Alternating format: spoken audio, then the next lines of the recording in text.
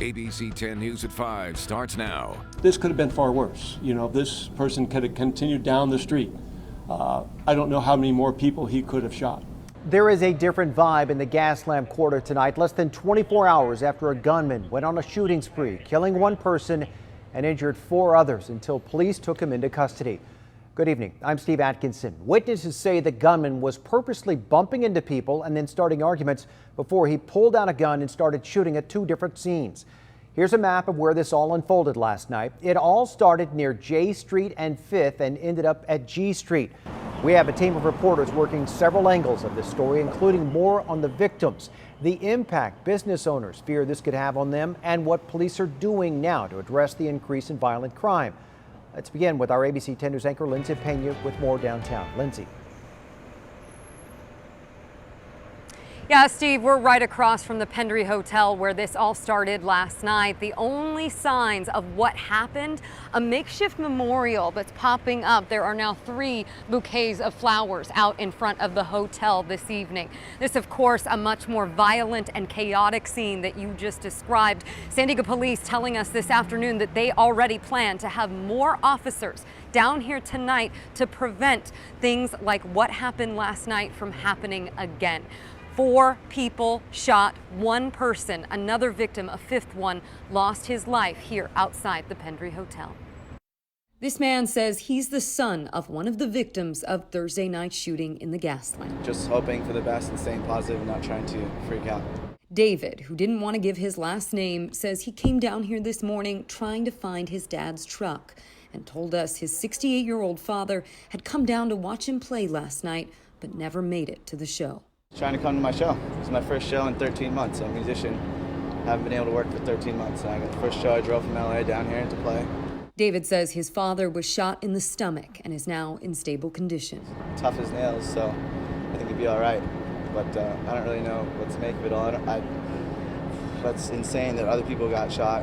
Police say 2 of those other victims are also in the hospital being treated for their injuries. A 27-year-old man shot in his upper body. A 26-year-old man with a gunshot to his arm. Another victim who was also shot in the arm, a 28-year-old man, was treated at the scene. A 5th victim, another 28-year-old man, didn't survive. He was working as a valet parker at the Pendry Hotel when he was shot. Both the Pendry and Ace Parking, who the hotel contracts with, released a statement Friday, reading in part, "Our Ace Parking family is deeply saddened about the incident that occurred last night in the Gaslamp. Our condolences go out to the victim, a beloved Ace employee, and his family. We're also in the process of establishing a GoFundMe page to support the victim and his family." So right now, none of the names of the victims are being released, including the man who died. They say they are still trying to get in touch with next of kin, family members at this hour. Now, down here, a lot of these businesses are concerned about the violence that erupted last night. ABC 10 News reporter Jennifer De La Cruz is also live in the Gaslamp and has more on that frustration and that worry for already struggling businesses. Yeah, Lindsay, not only is this tragic for the victims and their families, but all of these businesses as well. They've been struggling, as you know, throughout the pandemic, and they want people to come down here and they want them to feel safe. But of course, they're worried the shooting now will keep a lot of those people back home. After a mass shooting in the Gaslamp Thursday night, businesses are coping with the chaos. It scares people, and especially with the, Friday and Saturday night, people won't go out. Police say they got calls of shots fired around 10:30 Thursday night. A gunman terrorizing crowded streets, shooting 5 people and leaving 1 dead. Moments later, dozens of patrol cars line the streets, officers sprinting through the neighborhood, helping victims and searching for that shooter. Police say the first shooting was on 5th and J Street, where a 28-year-old man was shot and killed. The second shooting on 5th and Island, where 4 people were shot. The gunman then running to 5th and G, where he was tased by police and arrested. A woman working at a nearby hotel shooting this cell phone video as police cars flooded the streets. That's insane. It's all the way down. A tragedy for the victims that may hit hard for some businesses as well. Shops and restaurants already struggling through the pandemic, now worried about getting customers in their doors. We're still gonna see people, but not like before. They're hoping more patrols in the area will help keep everyone safe. I would say more cops, more security, more cops on the corners of the gas lamp, especially in the busiest area. That will help a lot. And it's still pretty early for Friday night. Traffic is starting to pick up a little bit here, but as you can see, it's really not busy at all. Businesses, of course, hoping that those extra police patrols will help get more people down here this weekend. Lindsay? Thank you, Jen. Now, as you just mentioned, Chief David Nislight today saying that there are going to be more police patrols in the gas lamp area. ABC 10 News reporter Rena Nakano also spoke to the Gas Lamp Quarter Association about their plans for increased security in the coming weeks. Yesterday's incident was just one of many violent crimes that have happened in downtown just this year, but there are new safety measures in the works. ABC 10 News looked at our archives and found at least 10 violent incidents in the downtown area since the beginning of the year.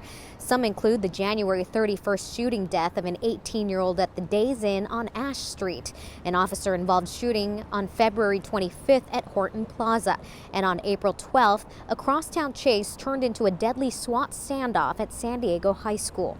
Gas Lamp Quarter Association staff hopes that these incidents don't deter people from visiting. The group is working with the city to build permanent bollards to protect curbside diners. And the association also plans to increase its private security presence and ask for more sworn officers to patrol the area. The more patrols we can have would deter assailant or person who wants to start a fight or any of that. I think just their presence alone would have people think twice about doing something violent. Trimble says the association is now working with the DA's office to offer grief counseling and crisis management services to visitors as well as member businesses. You can find that information on our website, 10news.com. I'm Rena Nakano, ABC 10 News. Now, Steve, coming up at 5:30, we're going to talk a little bit more about what police say that shooter used last night, the weapon that he used. They're saying it was a ghost gun, a virtually untraceable gun, and they say they are seeing so many more of those on the streets of San Diego this year. We're going to talk to you a little bit more about that and give you some stats that Chief David Nislight had to offer during this afternoon's press conference. For now, we are live reporting in the gas lamp. Lindsay Pena, ABC 10 News. Yet Steve? another problem to deal with. Lindsay, thank you. And you can stay on top of any new developments as police continue to investigate this shooting. Just download our 10 News mobile app. It's free. Just go to the App Store and search 10 News. Now to the coronavirus. Just hours ago, the CDC advisory panel recommended that the Johnson & Johnson COVID-19 vaccine go back into use. The one-shot vaccine has been on pause for more than a week. Now this follows reports of 15 women who experienced rare but severe blood clots. 3 of them have died. Health experts are reminding the public that the risks associated with the vaccine are still very low. The American public should understand that there is a risk, that it's an exceedingly rare risk, but that this is a common virus and a virus which has done a lot of harm that can be prevented by a vaccine. The FDA will add a warning label to the vaccine. It will indicate that women under the age of 50 should be aware of the risk of blood clots associated with the shot. Pregnant women unsure about the coronavirus vaccine now have clear guidance from the CDC, and it's simple: get the shot. Data collected from more than 35,000 pregnant women found that the Pfizer and Moderna vaccine showed no safety concerns. In fact, doctors told ABC 10 News reporter Mimi Alcala that getting COVID-19 while pregnant is more of a concern. We have been using vaccines for a long time in pregnancy, both flu vaccines and Tdap. It may be a difficult decision for pregnant women to make. Should they get a COVID-19 vaccine? I'm running into people who are more hesitant. And I think this study will provide some great information for me to discuss with them. Dr. Lisa Johnston, OBGYN and Chief Medical Officer of Sharp Mary Birch Hospital for Women and Newborns, is talking about the preliminary findings published in the New England Journal of Medicine this week. CDC researchers looked at data from 35,691 pregnant people between the ages of 16 and 54 who reported receiving either the Moderna or Pfizer vaccine.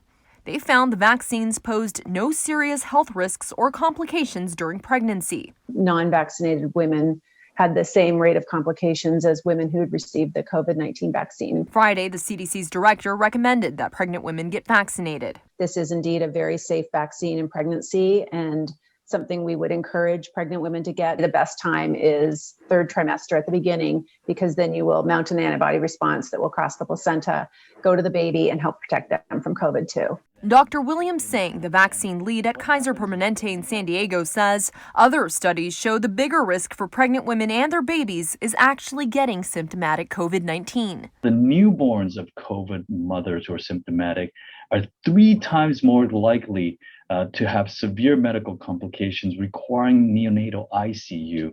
Both doctors say pregnant women should talk to their physicians directly about what's best for them. Mimi Alcala, ABC 10 News. The Johnson & Johnson vaccine was left out of the study as data was collected from December through February.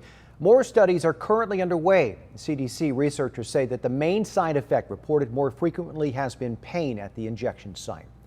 The vaccine superstation at the Del Mar Fairgrounds is doubling in size. Scripps says vaccines were given in O'Brien Hall today and yesterday. The extra room meant that 5,000 shots were given when the site typically caps out at about 2,000. If vaccine supply increases, Scripps told it could expand its hours from a half day to a full day and then distribute about 10,000 shots a day. You might remember Del Mar Superstation. It had to close numerous times in recent months because of low supply. We now know the identities of those 2 teenagers killed in a crash near SeaWorld Wednesday night. The medical examiner identified the driver as 18-year-old Colton Sargent and his passenger as 18-year-old Ava Bender. It was originally reported that they were both 19. Police say that Sargent was speeding down SeaWorld Drive when he lost control of his Ford F-150. The truck then crashed into a pole, then a street light. Crews had to use the jaws of life to rescue the teenagers. Sadly, both died right there at the scene. And investigators are trying to figure out how a fire got started inside an empty home, causing about $100,000 worth of damage. That fire broke out just before 6:30 this morning in the 8800 block of Mariposa Street in La Mesa. Fire crews say that smoke was flowing out of a boarded up window and from the roof when they got to the scene. They made quick work of those flames. Luckily, nobody was injured. Caitlyn Jenner is making it official and launching a bid for California governor. Today, the former Olympian and transgender activist announced her run as the effort to recall Governor Gavin Newsom moves forward. A source involved with the campaign says that Jenner will run as a socially liberal and fiscally conservative Republican. Recall Newsom organizers say the state is close to finishing verification on the 1.5 million signatures needed for a recall election. And Governor Gavin Newsom is looking to ban all new fracking permits here in California starting in 2024. Fracking accounts for a small portion of the state's oil and gas production each year.